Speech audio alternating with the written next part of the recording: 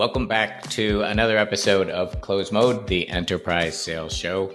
I'm Brian Dietmeyer, the CEO of Close Strong. And today I'm really lucky to be with Shawn Pillow, who is the Director of Sales Enablement at Granicus. Shawn, welcome to the show. Hi, thanks for having me, Brian. And it's great to be with you today.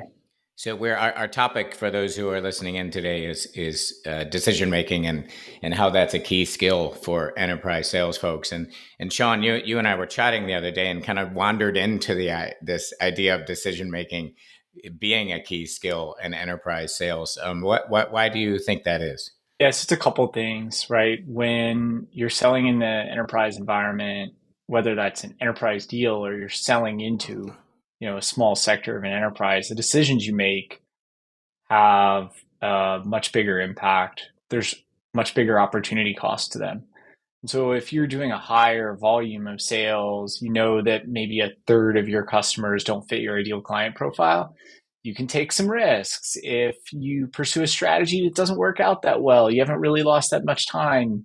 You may not have really hurt your reputation with people that were never going to be good customers in the first place. And in the enterprise space, that's just not the same, especially because your buyers move around from one organization to the next. And so how you spend your time, the conscious ways that you interact with people, it's just magnified in that environment. Yeah, you know it. What do I'm trying to think of what sort of newscasters do sometime when someone they're interviewing is like a cousin or something. I will say that I used to teach decision making, so when you brought this up, I'm just like it's also near and dear to my heart, and it's funny too because when my stepsons were 12, 13, someone did this exercise with me. They had me write an epitaph of not what people would, what I wanted them to say, or not what they would say, but what I wanted them to say at the end of my life. And it changed my view of the world. And I had my stepson to do it, and then went back to them, Shawn, and said, every decision you guys make every single day is either in the direction of your whole life journey or not. So yeah, I mean, this thing to both of us is like crazy important thing. And to that end, do you think there's enough formal training for enterprise salespeople, for leaders around this kind of core life skill? No, but to your point just there, and the eye-opening moment that you had, I don't think anyone in any profession gets enough formal decision-making training. Yes. Around that. Yeah. For instance, my wife is a cardiothoracic surgeon. She has a particular skill that she is absolutely excellent at. But in making other decisions, when she's thinking about negotiating future employment contracts, things like that, no one's taught her how to do that, right? And certainly enterprise sellers, sales leaders in even like product and project management organizations, they don't get taught to make decisions. Yep. Unless you've gone to business school or you studied psychology. And even then, you may have been taught all the factors that people consider when making a decision. Yeah. But the decision making is an act. Yeah. It's not just a process. At some point, you can keep gathering information and you might go from 88% certainty to 88.1% certainty. But back to the opportunity cost, how much time did you lose getting that extra 10th of a percentage of certainty that you're going in the right direction? Yeah, it's interesting to me because having taught decision making and negotiation, the reason I did both of those things, the base science, there's a few base sciences, but the key was game theory, right? The kind of study of interdependent strategies and what happens and the useful threads of those are like either war strategy or playing cards. But in business, it's negotiation and decision making. It's interesting that you tie your wife's kind of negotiation of a contract to decisions she was making, because it's very weird, and we could do a whole show on that they're almost the same. Negotiation is two sides making a decision to accept a rejected deal. So yeah, you just kind of prompted that in my head. Yeah, it's funny when you think about it that way too. Like, a lot of times, we use that example of trying to get 1% more certain in a negotiation. If I make a decision that, let's say I tell an enterprise customer, you know what, I don't think that you're ready to do business with us. I've decided it's not a profitable way for us to continue, interacting right now. You might suddenly get to 95% certainty Yeah. because they say, hey, actually, let me put my cards back on the table. Let's have a different type of discussion, right? And it's actually really respectful to do Yeah. things like that. Yeah. It's a decision, but you have to feel comfortable making it. Someone has to have taught you how to get to that point of feeling comfortable, creating an environment where you feel empowered to make a decision like that, because that can be a big risk, Yeah. right? It's To in, tell your yeah. VP of sales, hey, I walked away from this customer. Yes. Yeah. I don't think they're ready. Yeah, but here's how I made the decision. Yeah, it's so the more I talk to you about this, and I think is this a kind of nature or nurture? Like some people are pretty good at this, but this is a skill that can be taught. So it's frustrating, I think, to both of us. Back to that previous question, that this isn't being injected into management, into sales, like this skill, because again, it has so much to do with success. So my next question has to do. We talked about both like internal decision making and external decision making with customers. Let's talk about internal. What's your perspective on how one can improve their internal decision making? What are those decisions? What does that look like to make that better? Yeah. So I think there's two parts. So the first part is you have to be genuinely and intensely curious Hmm. about your coworkers. One of the things that I think a lot of people, regardless of profession, and salespeople in particular, make a mistake in doing is they assume that everyone else has incentives that are aligned with them. And in a perfectly designed, scientific organization, everyone has incentives that are aligned. It's like an engine that operates at 100% efficiency, Yeah. right? But any engineering student can tell you that that's not how engines operate, right? There's always friction in the system. So when you have that genuine curiosity and you can interrogate those sources of friction, then you can identify like where a little bit of give on your part will actually return you a tremendous amount of goodwill from someone in another department. Yeah. I had early in my sales career, I had a client success team member who I was paired with. And my initial inclination was every time a customer reached out to me because they had an issue, I would just copy her into the thread and say, great, Amy will help you with this, right?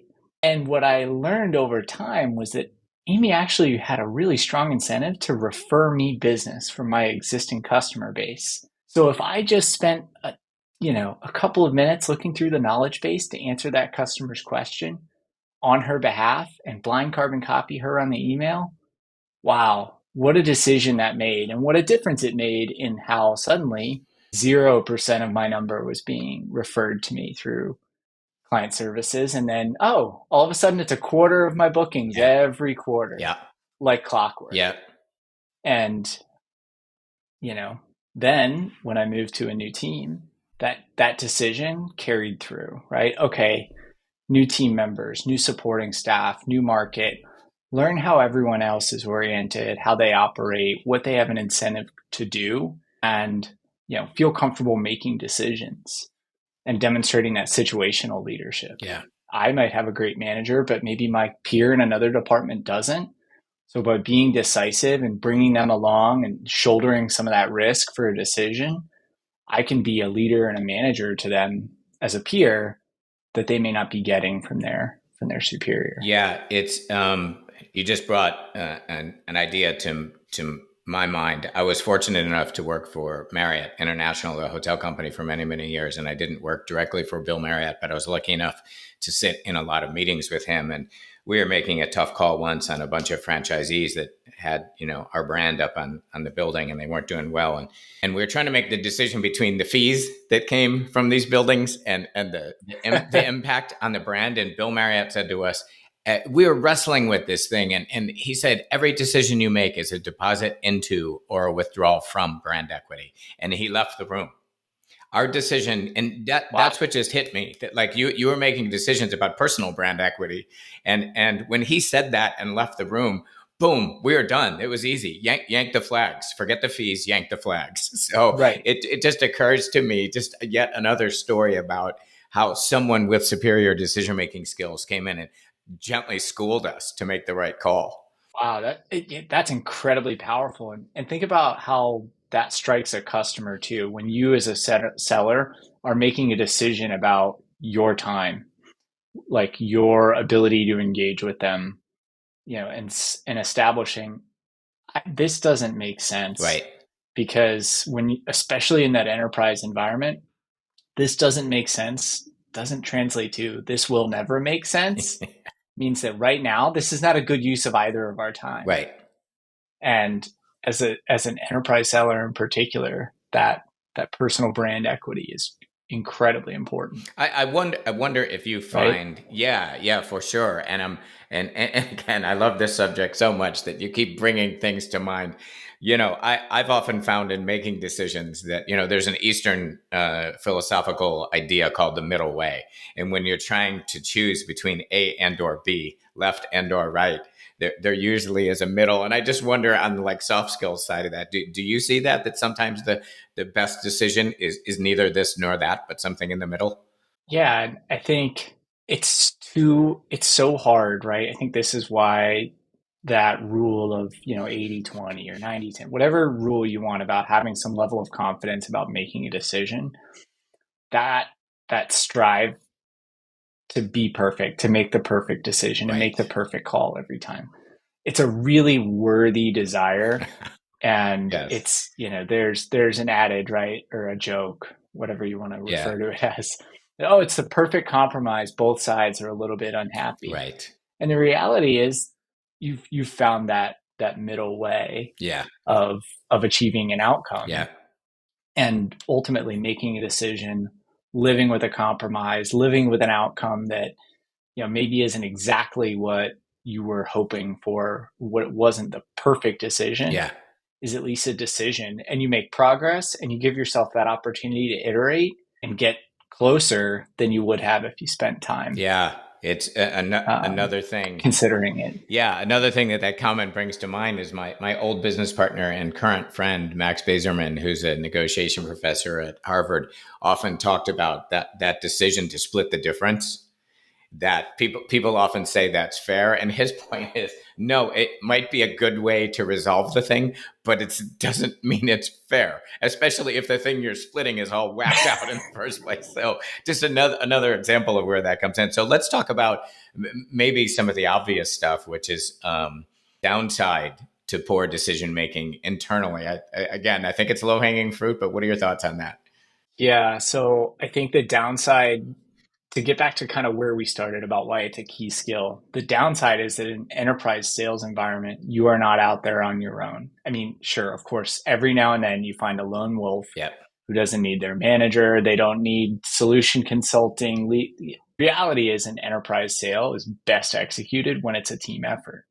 And so because you have finite resources, not just your own time, but all of those people in supporting departments, the more that you are willing to protect their time and value their time, the more successful you're likely to be. And so the downside of making poor decisions or failing to make any decision and dragging on for 6 months, 9 months, a year before you ultimately make a tough decision is people feel like you've wasted their Right. time, their energy, their talent. Yeah. You've reduced your brand equity, and now you've reduced your ability to go back to that person next time around when you have the prospect of a better decision in front of you, Yes.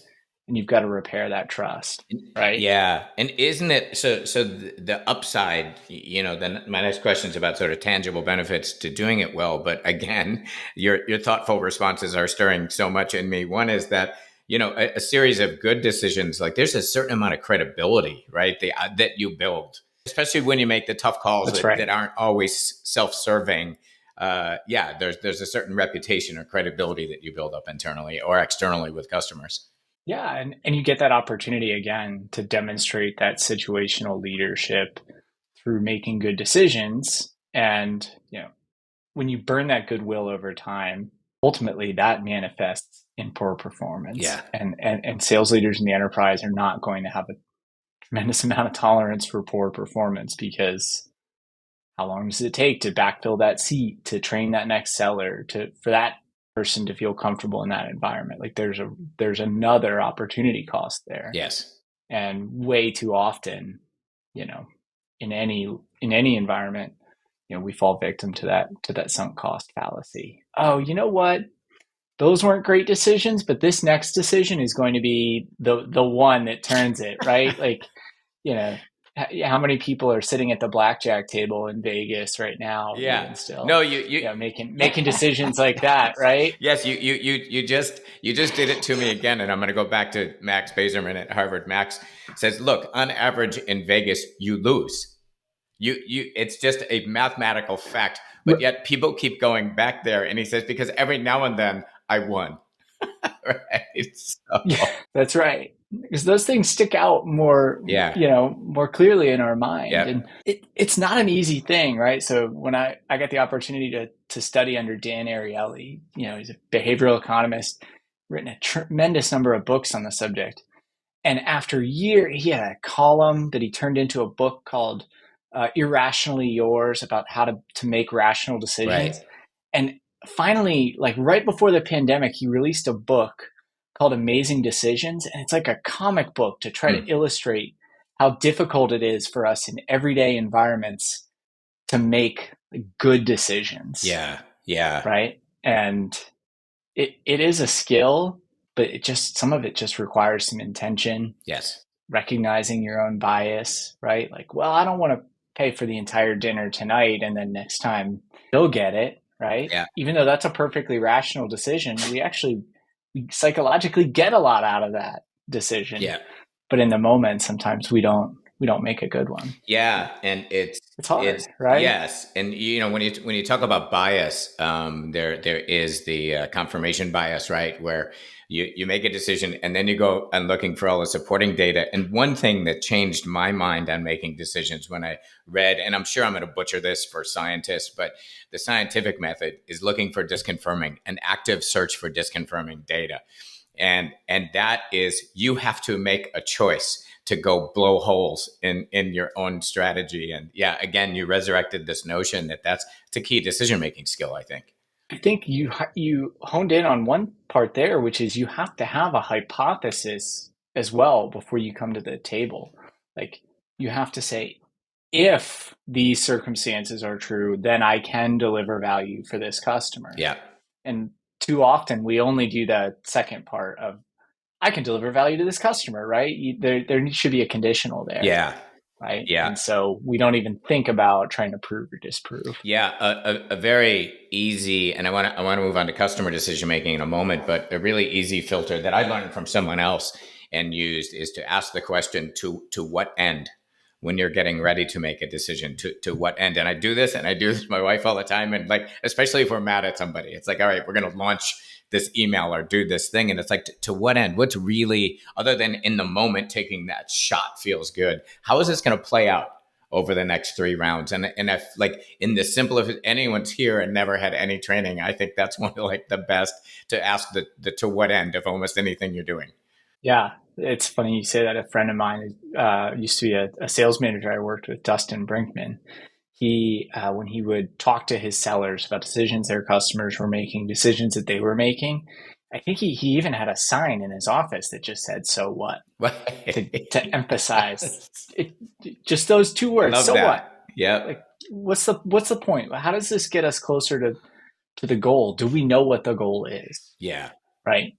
So Uh, yeah, let's so finish this up on a heady subject in question, which is really focusing on using those skills as it relates to working with customers. How do you think it helps us sell, to have improved sort of external skills? so I think the first thing is we value our time, we value our resources um, more preciously. We treat them as the scarcities that they are. One of the best interviews I ever sat through with an enterprise seller, when he was asked about his strategy, he said, "I think about the fact that I have 40 hours each week to deploy Yeah. against getting closer to my quota. Yeah. and what decisions I make about how I use those hours is really critical. Yep. And so when we start to think about that, especially when we look at large organizations, complex organizations, looking at the trends and the number of people getting involved in buying decisions, there are a lot of people who may waste our time, Yes. not intentionally. Right. Right. There's no malice or anything like that, but it may not be a good or productive use of time to spend time with them. So, I think one of the things increasingly is happening is we're all eager to get back together and meet each other in person. Tremendous, really great thing. So a customer invites you to go meet with them. And your instinct is to say, yeah, of course, I am on the next flight. I got somebody to take care of the dog. Someone, the rest of my family can manage. I am there. I'm on my way. Is that the best use of our time? Yeah. What's the intention? How is that going to move us towards a productive partnership? How does that help that customer achieve that business goal? Yeah. Or am I just eager to go do that because I got an invitation and so I feel this desire to say yes? Yeah. So making that decision in the moment to say, hey, I would love when the time is right to go spend time with you. But before I do that, I would like to talk to this person and that person. Right. I need to know this information. What about you? How does this play into all of the other things that are happening in your organization? When we can demonstrate that decision to value our time appropriately, that's how you build trust, because it communicates that you are also in turn going to value the time, the energy, the talent, and ultimately the capital that they deploy towards a partnership. Yep. Yeah, you mentioned kind of time management, especially with enterprise sellers, like, it being so critical.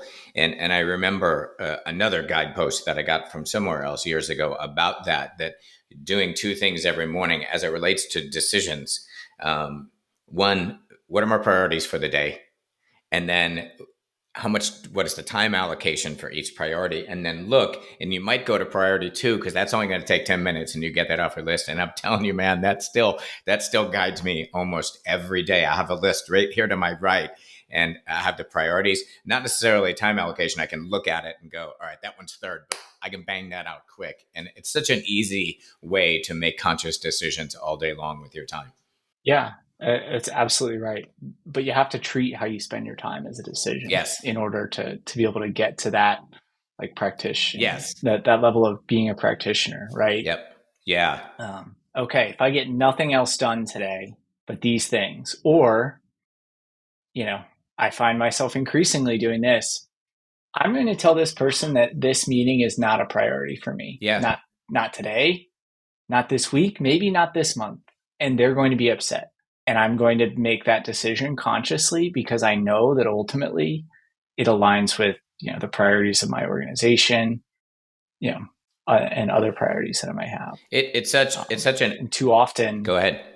Too often, especially as a seller, maybe you let your morning get full of meetings that are less important, but you have a really critical meeting in the afternoon. You have some really critical time with a customer.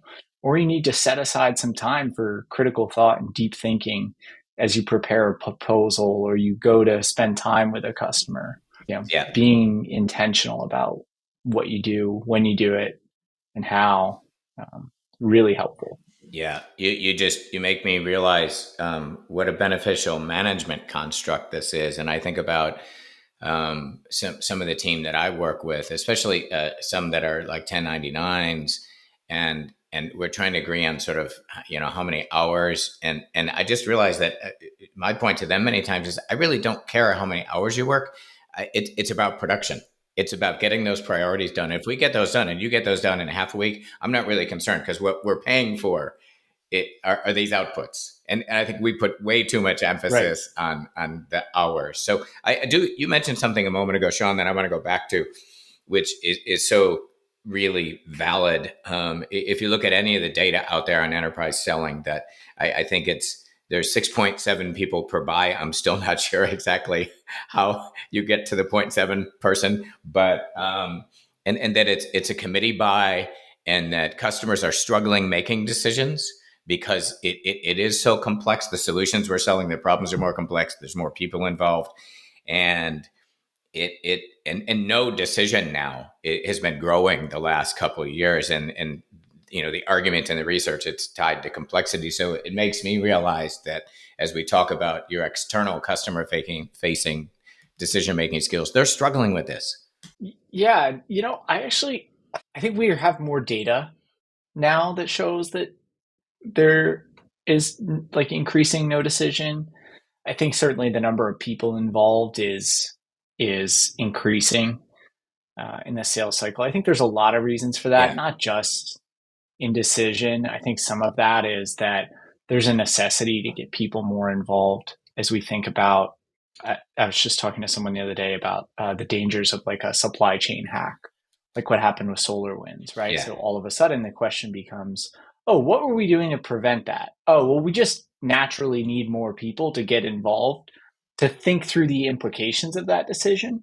Maybe they won't actually make it, but they just need to be aware of it so that they can plan for it, et cetera. So they become part of our buying committee in a way that maybe doesn't necessarily impact us as a salesperson, but it is something we need to be aware of. Yeah. So I think people are struggling to make decisions for sure, but I think a lot of that comes down to, in a lot of ways, we're not thinking about making a decision as an act. Yes. We think that if we do all of these things, at some point the decision just presents itself, right? And especially in a group environment, I've been with groups of friends, small groups of friends. You're picking a restaurant. I can send out links to places in the Michelin Guide all day. It doesn't necessarily get us closer to a decision, right? At some point there needs to be an act. Yes. And I think that's fundamentally the challenge. I also, so that person who sees a few options and says, nope, that's the one, we're going. Yes. Like they get to demonstrate that situational leadership of, okay, we've got the options. Here's what we're going to do. Right. And I absolutely know you're and agree with this. It's that other adage that just comes to mind, that sometimes not making the decision is a proactive decision that you're making. It isn't the right time. I don't have enough data. And it's not, kind of a bad thing, or you're being wishy-washy. It's like, I am deciding right now to not make this call. Right. That's right. Yeah, it's so cool. I sometimes have been accused of being decisive by virtue of being impatient. But again, there's an opportunity cost for that time that you lose trying to agonize over making something perfect. Yeah. My first boss, one of her key points to me, because she saw me trying to make everything perfect, was don't let perfection be the enemy of the good. Yes. Here. Like, make a decision, get started, refine it later. Yeah. Same thing with, as a seller, when you're thinking through your account plan or your territory plan for the year, you could spend 100 hours trying to make the world's greatest territory plan. But how many of those hours would have been better spent getting started, building some traction, and having some conversations to, again, have a hypothesis and either try to confirm it or deny it as you get into the year. Yeah, it's my CTO is fond of saying, fail fast, fix fast. And that's what came to mind when you said that. We got the plan, but go out there and do it. So I wonder, here is part of that customer facing final question. I've been thinking about this a lot lately. So what a lot of enterprise salespeople have been taught is we need to understand the customer's decision-making process. I could spend a lot of time talking about how customers are not doing a great job. They're actually making suboptimal decisions. They're not used to the complexity. And I heard another sales leader I know say, we're actually better at suggesting or prescribing how customers should buy and make a decision and evaluate who are the stakeholders, who are the criteria. And our job used to be understand their decision-making process. But I feel like the 2024 enterprise seller, and the way this gentleman put it is that customers are like veterinarians. There's a bird, a mouse, a frog that are all walking into their office all day long. And we're not only neurosurgeons, we're spine neurosurgeons. Like, we know we're selling firewall protection stuff.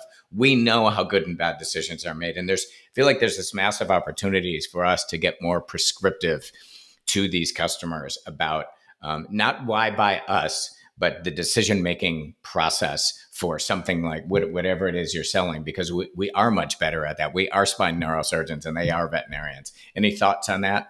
I could give you a different opinion on this one Yeah. depending on the day of the week when you ask me, because I think sometimes that really resonates with a customer, right? To say, hey, I know what is going on. I know this, but that's a hard thing to demonstrate. And it's a risky decision Yes. it's a risky decision to make there to Yeah. say to the customer, I know this better than you. You should make you should do X or you should do Y. Yes. Um, but yeah, I think increasingly what you may see in some organizations is you'll see people gravitate towards fields like procurement Yeah. where they're more comfortable like prodding someone to make a Yeah. decision like, hey, if we're going to do this, if we're going to start this project, we should do that. And I think that's going to be an interesting role as we increasingly see procurement departments. I spent the last 7 years selling to the public sector. So we've long worked with people in procurement. As you start to see those organizations exist and be more mature functions in even smaller commercial organizations, I think you'll see those operationally minded people, those people who are trying to construct the nerve centers of an organization, that are the operations functions of a product organization or a sales organization or a success organization. You'll see people who are natural decision makers start to succeed there because they know, again, we can agonize over vendors for 7 months, but that's 6 months that we Yeah. lost actually implementing and trying to make things work with the vendor we chose. Yes. Yeah. Right. Yeah. I wonder. Sorry to those of us here who are sellers, but I've consulted to procurement organizations, and one of the things that blew me away is what they say to us, which is give me 5% more because your competitor just offered it or whatever, is way different. Every organization, and I'm going to say probably Fortune 100 organizations that I've worked with in procurement, almost all use weighted attribute decision matrices to decide which one of us fit the needs of their internal stakeholders best. But they tell us, and most salespeople and sales leaders say all procurement cares about is price. And in fact, I happen to think they've got software that does this for them, that scores all the different solutions. They're not talking to us about that. And I think that would be a huge insight for a lot of salespeople to understand that most procurement organizations are actually making very, very well thought out. I think much better than the business. They're in the business of making decisions all day long, and they're good at it.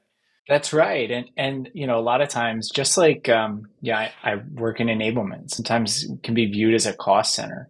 And the reality is it can be a productivity center to the business, and procurement organizations can be the same way because that's what they're supposed to be Yes. doing, right? Is making decisions, forcing people to move forward and figure out what to do. And the more as a seller, I think we can embrace that wanting to talk to an individual in procurement, like wanting to talk to people who make decisions to guide them towards making one. I mean, even in a competitive decision, you talked about no decision earlier. Yeah.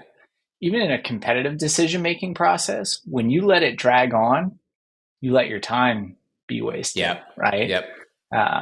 And that's the late stage loss to a competitor after 4 months of waiting to hear is the worst.